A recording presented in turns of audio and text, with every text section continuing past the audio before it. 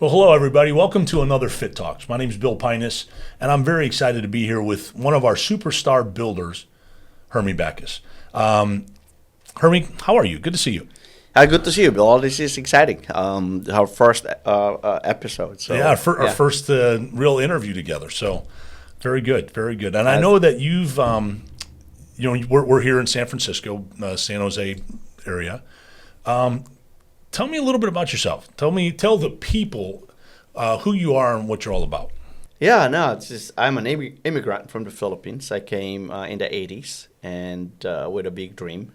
I had a big goal to be an engineer.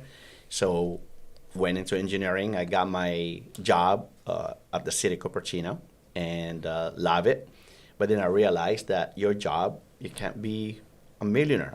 I know America is the land of opportunity, but it seems to elude me every time, and it doesn't matter how hard I work. So I quit that job. I went into real estate and did very well in real estate, of course, with a lot of mentoring and education. But that's where I started my $1 million success in real estate. But then I realized along the way, and this is what's a good thing when you're young, because you can afford to go up and down and learn a lot, and found out that, hey, the real estate industry is cyclical. And so I realized that making money is not everything. You got to learn how money works. I lost everything in 2008, filed bankruptcy in 2009. I realized I need to learn how money works, and that's how I end up in the financial industry. 2013, I got my license and never looked back. And that's where I find my passion, because I love to watch people grow, and it allows me to be able to coach and mentor our sales agent and help a lot of people to become a six-figure income earner, seven-figure income earner, and really build a solid business. And I realize in sales, you got to find a good product where people see value, and that's where life insurance comes in. So that's who I am, and it's exciting to be a part of FinFit life, because I see myself aligning with my core values. Yeah, so you just covered a long history already just in that simple overview of who you are. Thank you very much for sharing that. Absolutely. But let's go back for a second. Being an immigrant, how old were you when you came into the United States? And obviously you didn't start thinking the way you think now. That was brought into your life.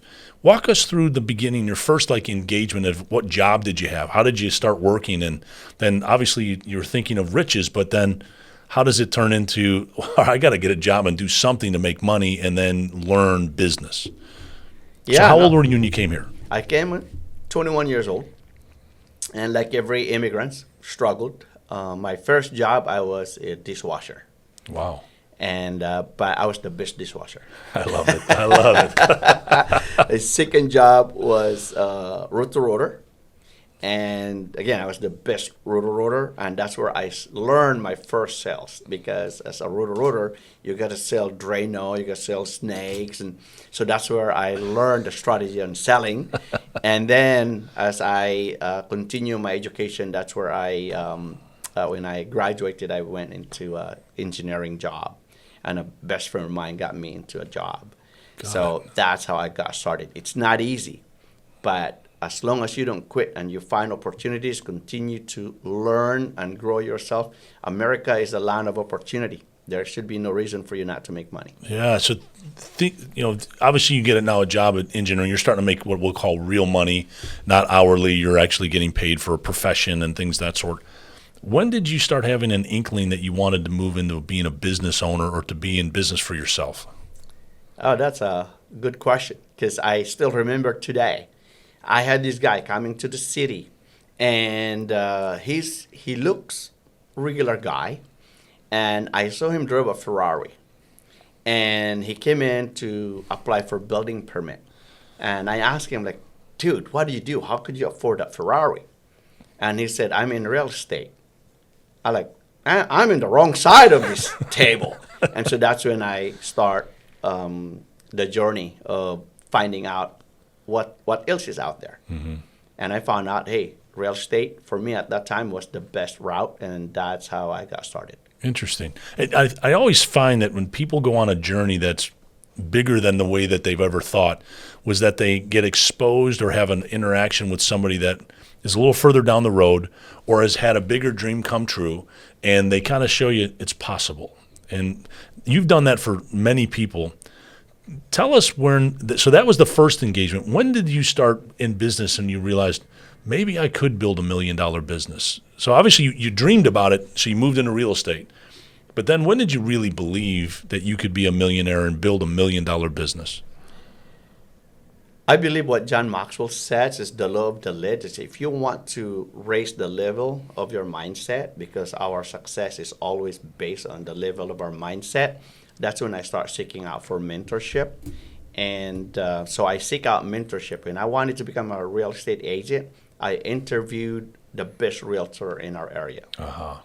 And then learn from them. Ask to meet up once a week, once a month until I don't need them anymore. And eventually I hired a mentor for me to my business on how I grow and scale my business.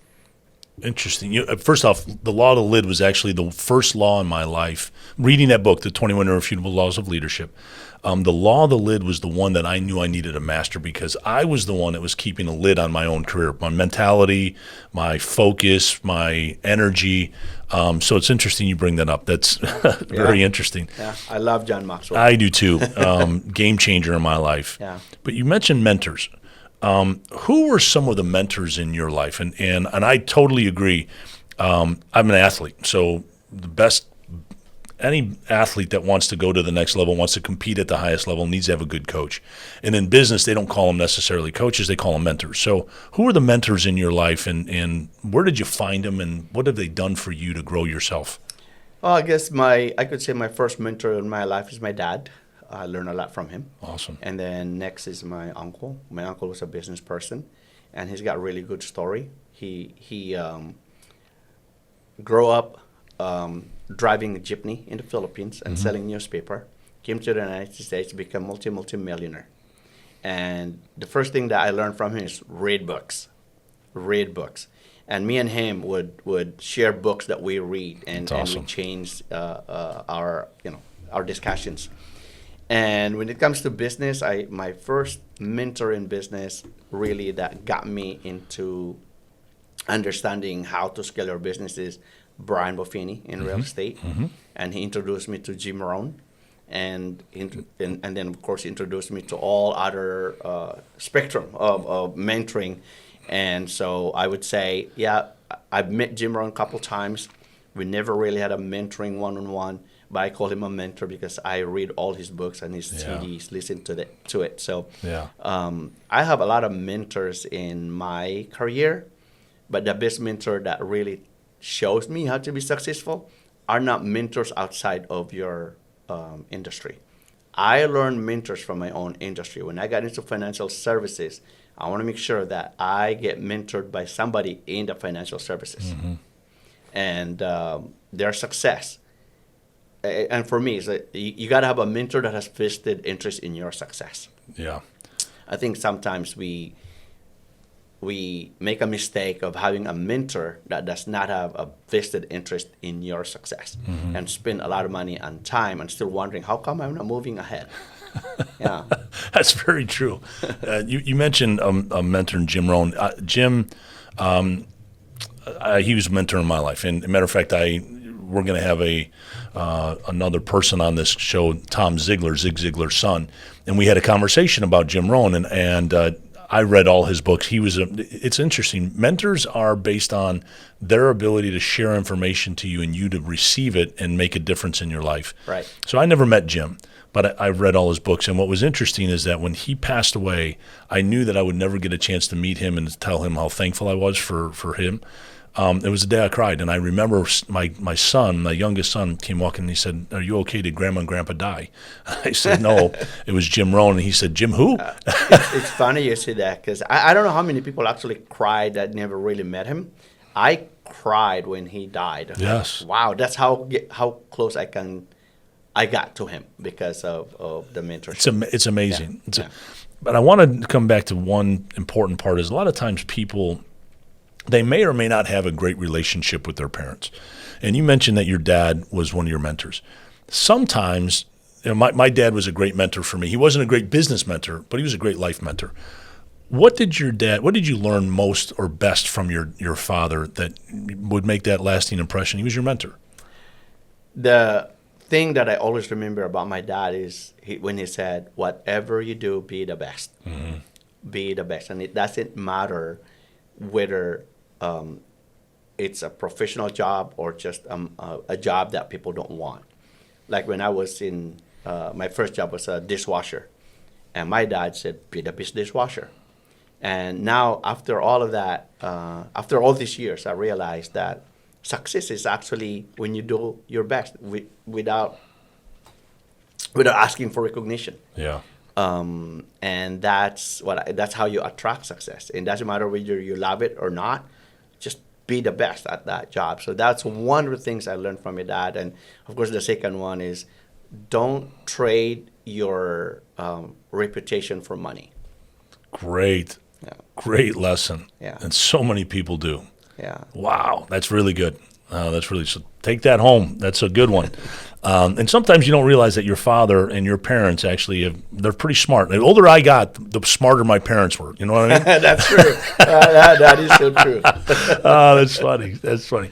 I want, before we leave your childhood, I want to, you've had massive success. You've affected and changed many people's lives.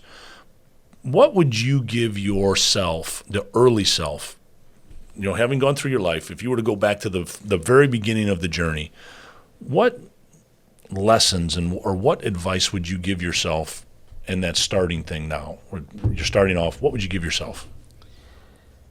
I would say, because we all struggle, and especially when I got started, there were so many struggles, so many times I quit. Mm-hmm. And the great thing that I did, looking back, is I just go back to it again. So my best advice is don't worry about those challenges and things that you have to go through. They're going to pass. And so never quit. Just get better at it. I realized, Bill, that life doesn't get easier. You just get better. How true is that? Yeah, and my favorite saying is when you change, everything around you changes. Yeah. When you get better, everything around you gets better. And I do believe that, perseverance builds faith, and actually faith builds your belief that you can get it done. And you have to believe to win, Exactly. You have to believe to win. So speaking of that piece, you've made some decisions about leaving an engineering job, a safe job, and moving into real estate. It's risky business. So what kind of advice would you give to people, especially now as they're coming in and trying it out, financial services, and joining a new industry or trying to fulfill a dream that they might not necessarily fully believe in, but they want to believe in it? What would you say in terms of should you approach this type of risky thing in their life?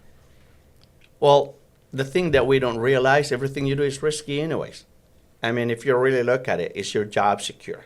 we know that's not true. Right? So we know that. And if you really want to have security in your future, you have to have the control on your future. Job does not have control on your future. And if your business is actually based on someone else's decision for your future, that's probably not a good position for you. So you have to, and I say you have to take a risk. And for me, it wasn't a risk. Mm-hmm. It was a decision I have to make so I can control my future. It's very, very good. And it's true. The easiest way to eliminate risk is that you actually take control of your life, and that extreme responsibility is what actually ultimately brings success. Yeah. No, very, very good. Can I add something? Please. Because sometimes people make a decision because it affects them financially. And for me, success has nothing to do with how much money you make, how big is your house, or how nice car you drive. For me, success is about having peace of mind and having good relationships with the people around you, especially the people you love, right? And so you have to really make a decision is that pursuing something, and I think Jim Rohn said this, be careful what you pursue, what you give up in pursuit of what you want. Because sometimes people sacrifice their reputation, their integrity, their families, their core values. And so this is why, for me, success is really having that peace of mind and a good relationship that you have built around you. Yeah, you mentioned something that struck a chord, is the definition of success. And if I think about it, and I'd like to hear your opinion on your stages, because obviously today this has been an ever evolution of what is success to you. But I know when I was younger, in my 20s, earning $100,000 was a definite goal of mine, and that was a level of success. And then being able to own your house, that was a level of success. Owning a business and being able to be self-made was a level of success. Let's talk about your evolution of that piece. What was originally your definition of success that would have made you get out of engineering into real estate? And then let's walk it all the way to where you're at today. So, start where it started and then to where you're at today. What's the evolution of your success? My first stage of success, especially when you're young, I think it's money. And that was me. So, hey, America is a lot of opportunities. So you got to make a lot of money. You can make a lot of money. Yeah. And so that was my first evolution. And I thought that once you make $1 million a year, man, you made it. And I realized after making $1 million, like, hey, wait a minute, it's still not enough. Yeah. It's still not enough.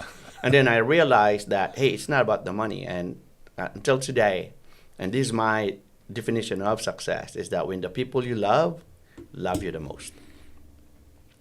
For me, that's my definition of success, and it doesn't matter how much I'm going to be making. I just want to make sure that the people that I love are the ones that love me the most, are the one that's going to be there around me. Oh, that's powerful. Very powerful. Yeah, my father taught me how to be a good friend, how he treated people that were in his inner circle. And he used to call it his tribe. He said, "Listen, my tribe is this, our inner family." And then it was the outer family of tribe. And then he said, the people that I work with every day that I could count on, that were going to show up at work, give their all, and then know that they're going to go home and take care of their families. I find that fascinating that you say that. Thank you very much for sharing that. Absolutely. Walk me through now how you became the leader you are today. What books did you read? What things did you go through? Because you don't just wake up one day and make $1 million. You have to become $1 million earner. It's not given to you. Number one, I think, and if I could say this, is the Bible shaped me. That's the first thing for me. Mm-hmm. And I would say the next one that really impacted my life, the book of Jim Rohn's really thin book, is the 5 Pieces of Life Puzzle. That's a good one. Oh my! Until today, I memorized that book. Yeah, it's a good one. So that really had a big impact in my life, and that really changes me. And I'd say the next one is The Compound Effect by Darren Hardy. Mm-hmm. I love that book, The Compound Effect. All these other ones, it helped me a lot, but everybody reads it, like Think and Grow Rich, the Magic of Thinking Big, The Richest Man in Babylon. I mean, those are like classic books. Right. And but lately, the one that really helped me, there are 3 books that I would recommend. Number one is Untethered Soul by, I can't think of the author's name. Say it again. What's the name of the book? Untethered Soul. Okay. Untethered Soul. Mm-hmm. And then the other one is The Book of Freedom. And then the third one would be Success is For You. Untethered Soul. And that is by, is that by Michael Singer? Yes, Michael Singer. Yeah. Yeah, Untethered Soul by Michael Singer. That's a good one. Perfect. Yeah. Perfect. I love that book. I'm going to have to read that one. I haven't read it yet. Yeah, very good. Very, very good. Well, that's great. I'm an avid reader myself, and I have found that the Bible has shaped me more than any other book, especially as I'm older. Yeah. But to your point, the classics seem to be the ones that are the foundational ones, but it's the ones that when you need it and you're actively reading, it's literally the ones that come up to you instead. They tap you on the shoulder like, hey, you got to pay attention to this, Yeah. One real specific thing for me is that many people read books to learn, but very few people read books to master. And I notice anybody who's become really successful is a master at something, and it might be one or two things, but they're a master at something. What would you say your mastery is? I'm not sure if I call it mastery, but I would say I'm becoming natural about it. It's really being a nice guy. Be a nice guy. Yeah. Okay. Just be a nice guy. For me, it attracts people, and it's almost like an automatic success for you because it's not hard to be nice. Mm-hmm. It's not hard to be It's not hard to smile. It's not hard to say hello. Right. It's not hard to compliment somebody. And for me, that's and I do it, and I wear this heart right here because it keeps reminding me that whatever you do it with love. Yeah, very good. Yeah. Very good. And I know your people love you. There's no doubt about it. The more time I spend with you,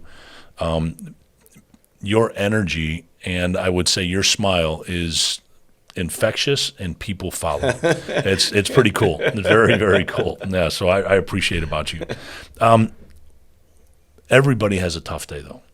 And there's been times I'm sure in your life, and we've had some discussions about what sort of got you out of the real estate market and paying attention to the financial services market. How have you faced failures, and what types of failures happened in your life that shaped you the most, that made you who you are today? Wow, that's a tough one, Bill. Yeah. I don't want to cry, but yeah, no. We have some tissues. So yeah. No, I have some tough times, and I guess there's two biggest instances in my life that really changed. Number one, when we lost everything, filed bankruptcy, and it humbled me. Mm-hmm. And being a cocky and arrogant person, because when you're young and you're making millions, yep, you think everything is in your hands, right? Yep. And so God taught me.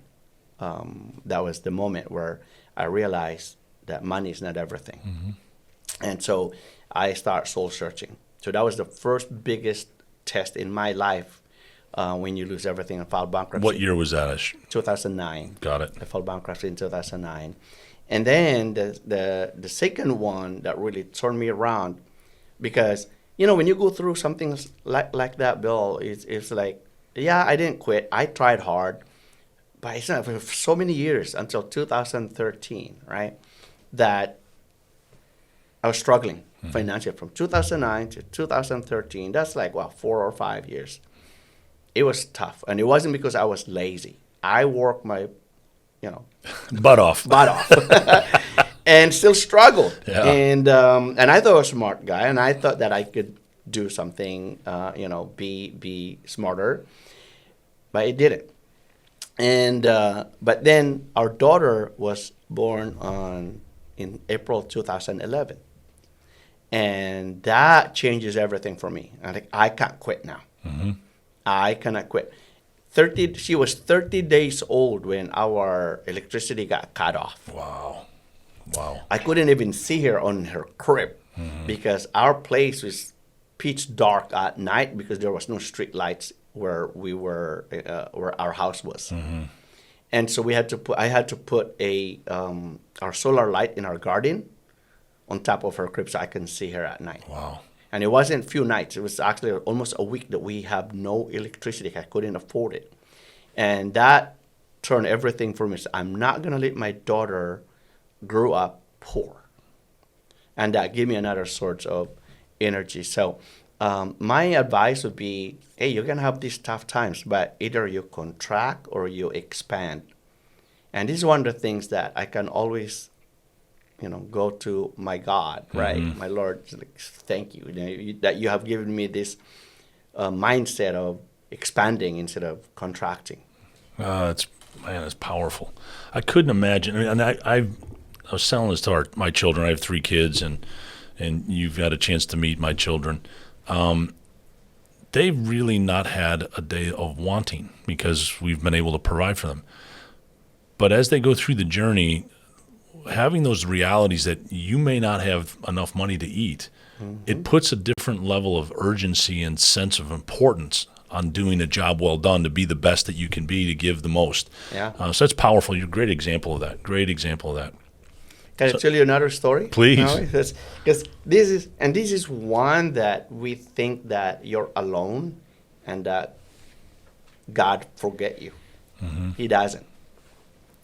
We had this experience, Bill, where I already flipped the couch, the mattress to find change, quarters. Yes, pennies. Yes, right? yes. And after so tired, me and my wife Jenny just sat on the floor like, what do we do? And we had a knock on the oh shit. I'm gonna get a little bit emotional here, but we got a knock in the door, and a friend of ours brought in a tray of noodles and some chicharron.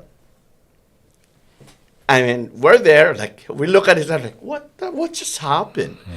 And she came in and said, hey, Kuya, I just want to come by and brought you some food and how are you guys doing? Of course, oh yeah, we're fine.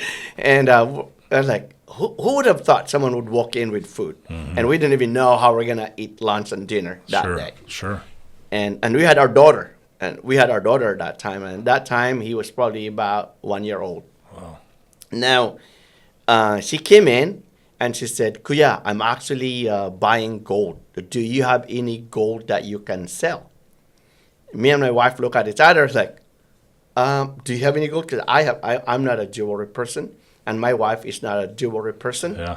And so my wife said, I think I have the gold, that necklace that your mom gave me. I said, but she never wore it. And she only wore it on special occasions. And she doesn't know where it is. Like, well, let me go find it.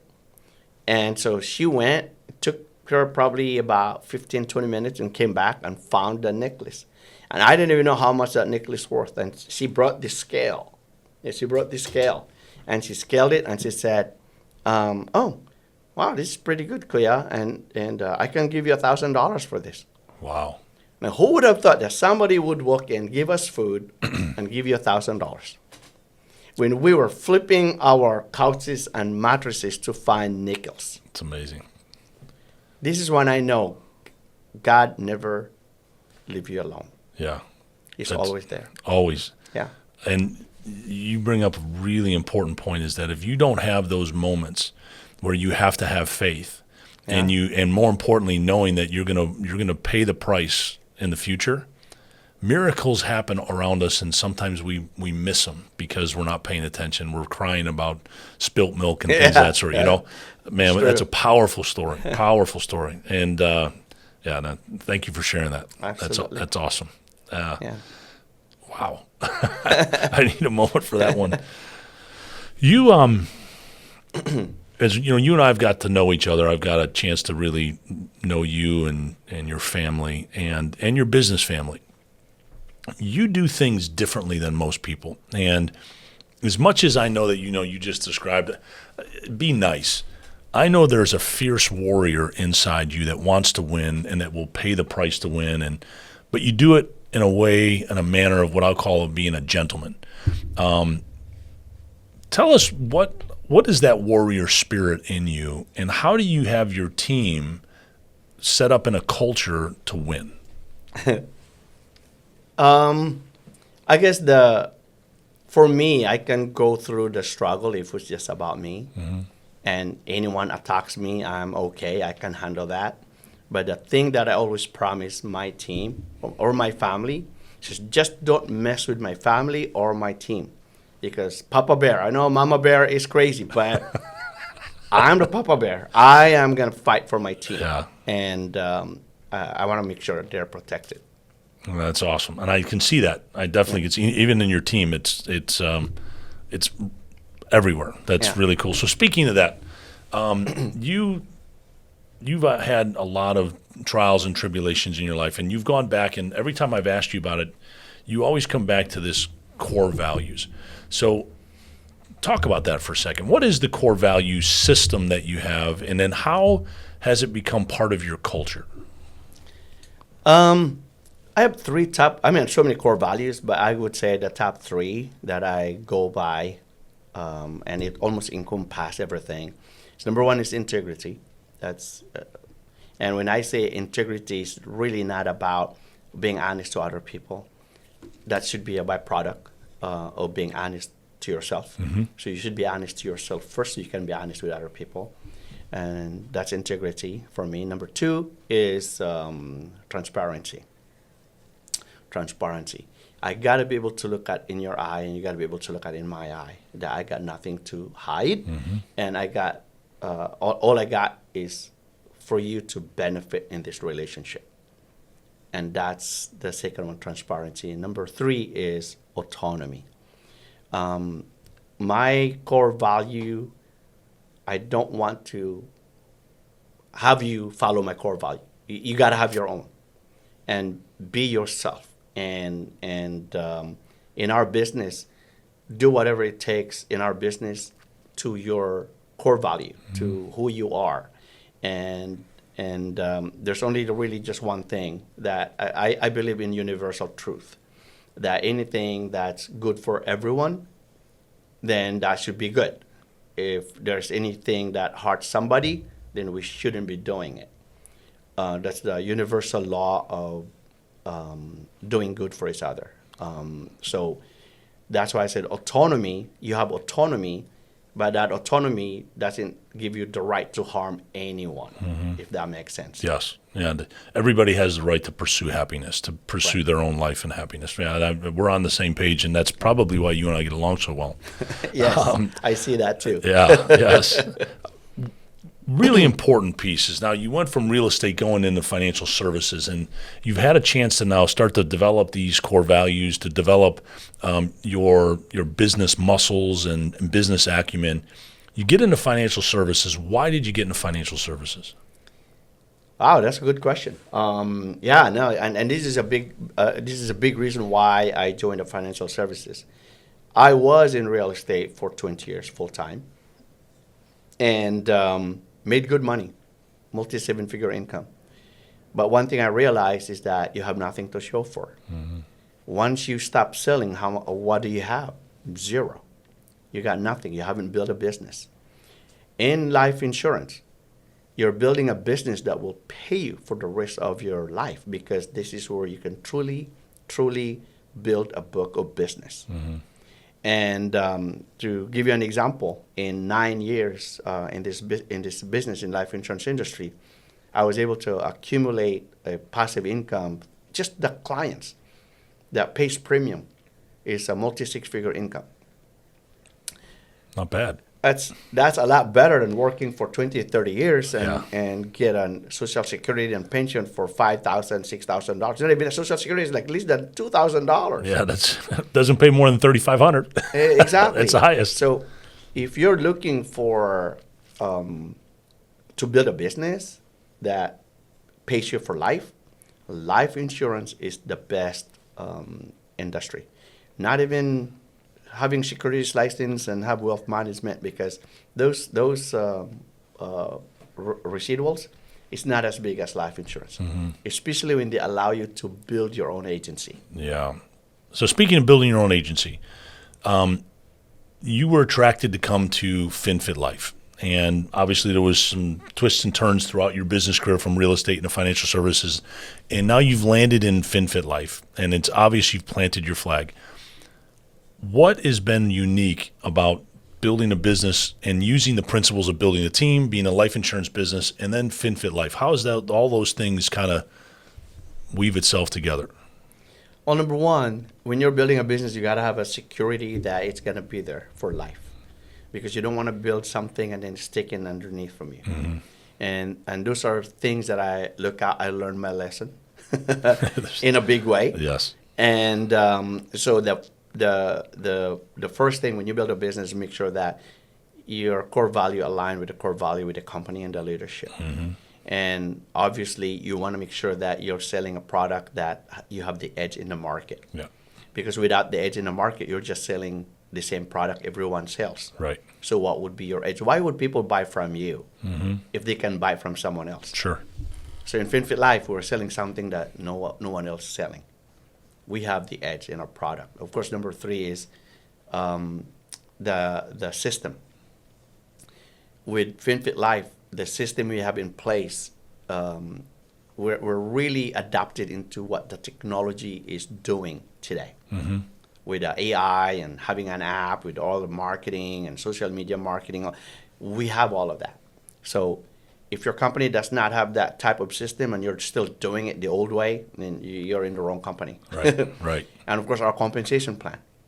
That's your compensation plan. It really allows you to build big team, or you're losing a lot of money because you're getting bigger and bigger. Yeah. So you want to make sure that you have that. People talk about ownership. Well, what kind of ownership do you have in your company, right? Right. And of course, lastly, I'd say timing. Timing. Be a part of a company that just getting started with a huge potential to become big because of the experience of the leadership. See, other company, and this is what I saw, Bill, other company tells you, oh yeah, we're going to go public. We're going to go big. We're going to give you ownership. Question I have is, have they done it before? Because if they haven't done it before, like, right. What's the likelihood of that happening? Everybody say that, but if they haven't done it, most likely they're not going to be able to do it. FinFit Life, we have leadership that has done it several times. Not once, not twice, but several times. Yeah, that's true. And exactly right. That's exactly right. And speaking of that, then, we're now in this precipice of where financial services meets physical fitness and incentivization of physical fitness, and being attentive to your health has never been more important than today, especially after coming back from the pandemic, and it's been top of mind. What do you see is going to shape the industry in the financial services world over the next 3 to 5 years? That's huge. If you look at, we call it as behavioral science or behavioral life insurance. How do you tie in the awareness of people wants to be healthy into their financial strategy?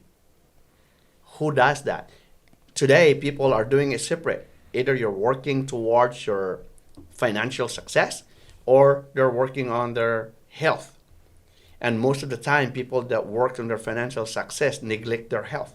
Or some people, they work so hard on their health and they are broke. Is there any other company that actually merged the two? No one else but FinFit Life. So if you're looking to have an impact on someone's lives for both finance and fitness, then join on FinFit Life, because that's who we are. Yeah, that's powerful. And it's true. Yeah.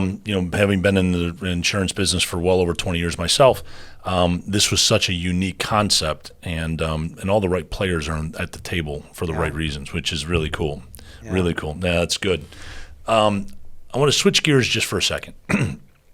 How do you everybody talks about having balance in life, and I'd love to hear your opinion. Like, what is, I'm sure you were a little out of balance building your business and trying to be successful. How do you talk to people, mentor someone that's younger or someone that's a little bit older about this balanced life? I don't believe in balance. Balance in life is a myth. I mean, some people are like, oh yeah, I live a balanced life. If you have a job, you don't have a balanced life. Right. Because there's 24 hours in a day. If you go to a job 8 hours, that's already a third of that of your life. And if you have 5 key areas, I look at 5 key areas: there's faith, your family, spending time with your business, your personal, and maybe having some fun. So there's 5 key areas. So how do you balance? So supposedly you have at least about 5 hours on each. You can't balance. I do believe in harmony. That if you harmonize your life, that there are times that you're going to be working on your faith, spending more time to get closer to God or learn more about who you are. There are going to be times that you have to spend time on building your business. And so you can be financially secure with your family. And so there's going to be shifting on where you're going to spend time in all those key areas. So I love the harmony. You can get the harmony when the people that you love and you care about know exactly what you're doing. because at the end of the day, we're doing the things that we're doing because of the people we love and care about. So they got to be in the loop of what we're doing. And that's what I do. I always tell Jenny and I always tell Brianna, my daughter, what I'm doing. So that way, if I go out on an appointment, I don't get a call. I don't get a text. Hey, when are you coming home? Right. And this is the challenge for a lot of people. And then you get mad because like, hey, don't you know I'm working hard? Yeah. I'm like, well, tell them. Yeah. Right. So I believe in harmony, but I don't believe in balance. The more I think I should have a balanced life, it creates stress on me. It's so true. So true. And I find that when harmony and connection is usually the two big things for me. Yeah. I don't use the word harmony, but I'm with it in spirit. And the perspective of connection is that when your kids and or your spouse is connected to your purpose and what you're trying to do, when you go on out to that appointment for that family, you can serve them at the highest level because your attention isn't most people, when they try to live a balanced life, they get almost confused, meaning they feel guilty when they're at work because they feel they should be at home. And then when they're at home, they feel guilty because they think, man, I should be at work. And pretty soon their mind is traveling in the wrong spots all the time. So and never focused. That's exactly right. Yeah. That's exactly right. Right. So talk to me about leadership. And leadership, I would like to talk it from two perspectives.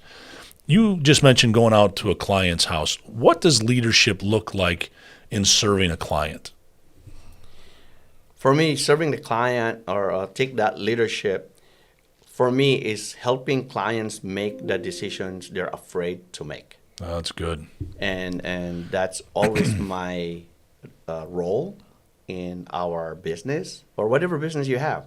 Because people are looking for leadership. They're looking for guidance. And a lot of times people are afraid to make the decision because they don't know. So our job is to show them why they should make that decision. Right. That's good. And then take it one step further then. As you're building a business, what does it look like? How would you describe the actions of leadership in leading a team and then leading a business? I have 5 principles I use when it comes to leading a team. Is that number 1 is you got to lead by example. I take it out from John Maxwell. Yep. Lead by example. You gotta, because leaders shows the way, goes the way, and what's the third one? I forgot. It's knows the way, goes the way. Knows the way, goes the way, shows the way. Shows the way. Yeah. So, and that's for me. Just lead by example. Number 2 is you gotta have the experience, because if you haven't done it, and I've seen this for some people, they try to teach something they haven't done. That's not leadership. You gotta have the experience before you can actually lead your team. Number 3 is you got to I forgot the other E. I know the last one is empathy. Always lead with empathy. And I really believe that you can only lead with empathy if you've experienced it, because you truly understand what people go through. And the last one is empower. Empower. Empowerment means that you gotta help them to be able to do it on their own, not enable them. Really good stuff. Yeah. Really good stuff. I find that to be true when someone shows graciousness, it's usually because they've been shown grace. That's very true. So know the way, shows the way, goes the way. Yeah, that's exactly right. I want to talk about some rapid fire things. So for example, what's your favorite quote? Success is not pursued, it is attracted by the person you become. That's my favorite. I like that. That's good. That's good. What's your favorite book? Success is for You is my favorite book right now, because I'm going through it right now. I love it. I probably read this book now over 10 times, and that's my favorite book right now. What would people be surprised to learn about you? I'd say they'll be surprised how accessible I am. I would find that to be true. I would agree with that. Yeah. I'm going to mention a couple words. What comes to mind when I use that word? Freedom. What comes to mind when I think of freedom is really the our responsibility for me, because freedom means we have the responsibility of protecting other people, Okay. whether it's your family or people around you. The other thing that would remind me when I think of freedom is really gratefulness. We don't get this freedom for free. Yeah. That's very true. Very true. Yeah. How about the word friendship? What does that mean to you? Friendship means relationship that is built over time and having that trust and confidence on people, on somebody. How about love? That's deep. Yeah. For me, love is really, it's an action word. It's what you do, not just what you say. Love it. Yeah. How about politics? Notice we went from love to politics. What comes to mind when I talk about politics is division. Mm-hmm. It's, I think the society is making it more divisive when everyone should have, they should be free to have their own opinion and not being judged. That's good. That's good. A couple more. Fear. Fear is actually just looking back. It's what causes fear, is the past. Yeah. You can't change it either. You can't Right. change the past. Right. Belief. Belief, I'd say, my future. It's you can never. I always think of this way, that you can never perform beyond your self-image, and so Yeah. belief is a big thing. You either have it or you don't. That's good. I'm going to end with this last word. What's FinFit life mean? For me, just FinFit life is saving life for me, and not just on my health. I could truly say that FinFit life saved my life because of now I'm more aware about my health, and actually because of FinFit life, I found out that I had prostate cancer, and be able to treat that early on, and also on the finance side is now I can build a business that I can truly represent. Very good. I usually ask this question to every person. What's the question I should ask you? What keeps you up at night? So what keeps you up at night?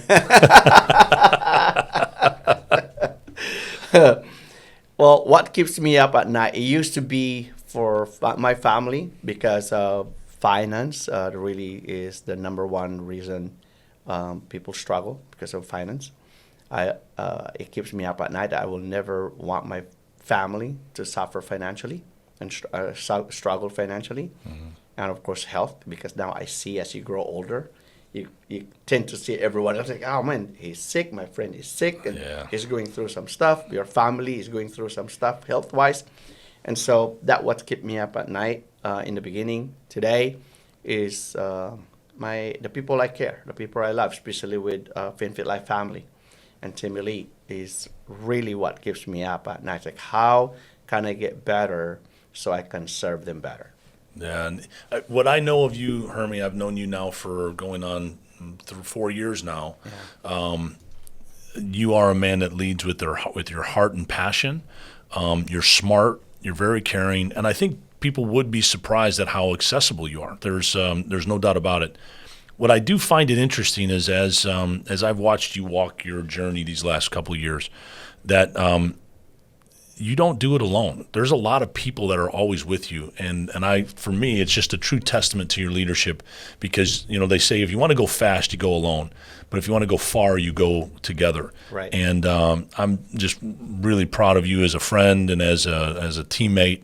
To see you bring people along with on the journey that you're going on, that's headed for success, but it's an intentional success to change people's lives. So, Hermie, thank you for taking the time. It's great to be with you. Absolutely. Thank you, Bill. This is such a Please send a lot of surprising questions. That's but my job.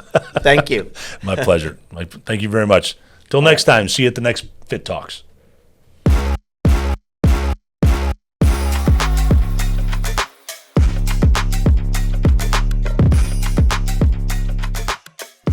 Don't forget to like and subscribe, and I'll see you on the next video.